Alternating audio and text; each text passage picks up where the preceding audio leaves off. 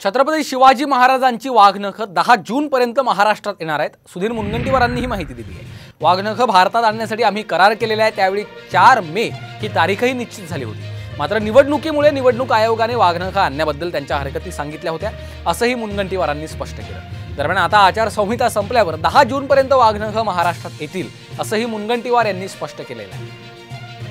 सुधीर मुनगंटीवारांनी ही माहिती दिली आहे। 10 जूनपर्यंत वाघनखं महाराष्ट्रात आणली जातील, असंही त्यांनी स्पष्ट केलेलं आहे। साधारणतः असं गाडीवर घेऊन त्या फिरवता येणार नाही। आपण काही जागा निश्चित केल्या। साताऱ्यापासून आपण सुरुवात करतोय, मग सातारा आहे, नागपूर आहे, मुंबई आहे, छत्रपती संभाजीनगर आहे। अशा आपल्या सरकारी म्युझियममध्ये विथ सुरक्षा ते ठेवली जाईल। फक्त मुंबईमध्ये सरकारी नाही, पण सरकार काही अनुदान देते छत्रपती शिवाजी महाराज संग्रहालय, तिथं आपण ठेवणार आहोत। अतिशय मोठं संग्रहालय आहे ते।